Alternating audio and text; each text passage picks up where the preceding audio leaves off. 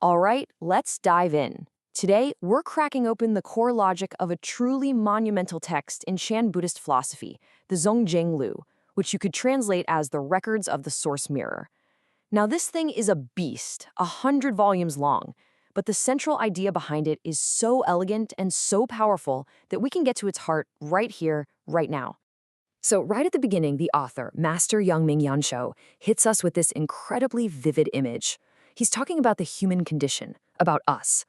We're like that silkworm, trapping ourselves in the very threads we spin. Or we're like that moth, drawn to the very flame that's going to consume us.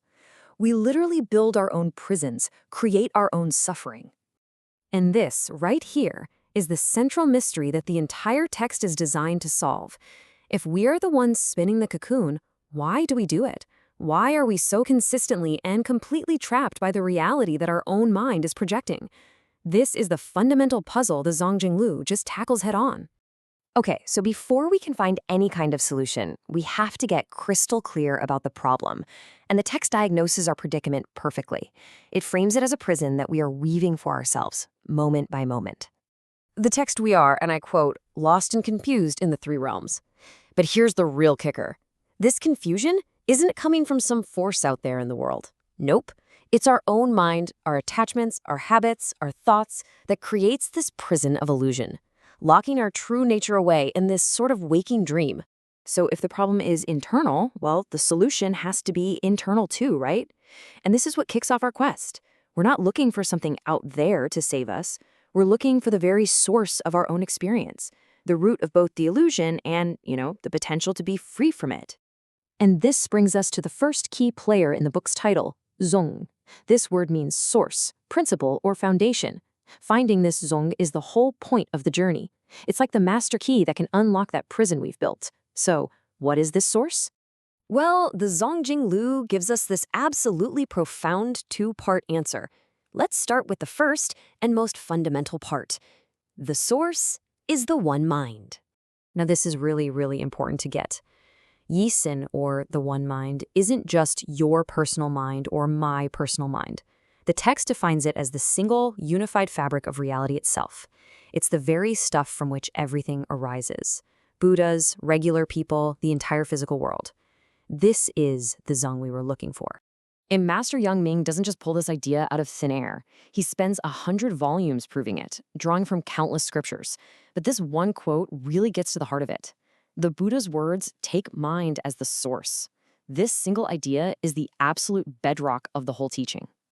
So what's the difference between being trapped and being free? This comparison from the text is just brilliant. When we're in a state of delusion, we take this fluid, fundamental nature and we freeze it into hard, separate concepts like me, you, good, bad. But in awakening, we do the complete opposite. We let those frozen concepts melt back into their true, fluid, unified nature. It's just like water and ice. It's the exact same substance, just in a different state. Okay, so the source of everything is the one mind. That's a huge concept, right? So how on earth do we actually perceive it? Well, this brings us to the second part of the answer. We learn to see the world as a mirror. And here's the second key player from the title, Jian. It means mirror, or to reflect and illuminate. Now think about a mirror. It doesn't create anything, does it? It just shows you perfectly what's already there.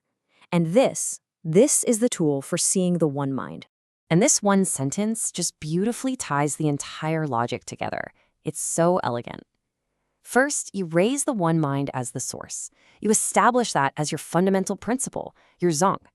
Then, you illuminate the 10,000 dharmas as a mirror. You use everything in existence as a jiang, a mirror, to see that very mind. The implication of this is just staggering when you think about it. The 10,000 dharmas is just a way of saying everything. Every single sight, sound, thought, feeling, everything you could possibly experience. The text is arguing that none of it is separate from you. The whole universe is a flawless, real-time reflection of the one mind. So if you want to understand the world, you look to the mind. And if you want to understand the mind, you look to the world. They're two sides of the exact same coin.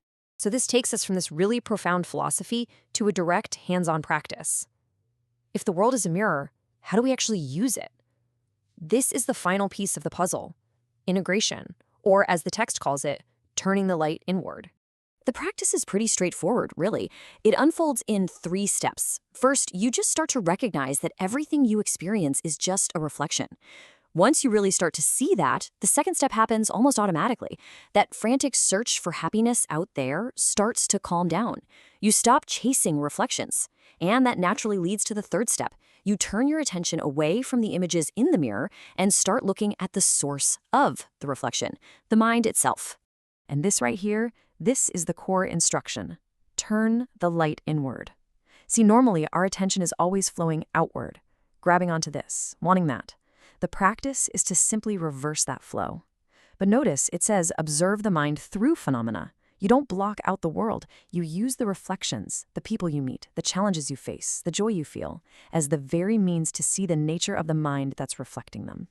And this is just so crucial to understand. This philosophy isn't about escaping life or saying, oh, it's all an illusion, so it doesn't matter. It's the exact opposite. It's a path to a much deeper engagement with life. By understanding the world as a reflection of your own mind, you stop being a victim of it. You start to see everything with a radical, liberating clarity, maybe for the very first time.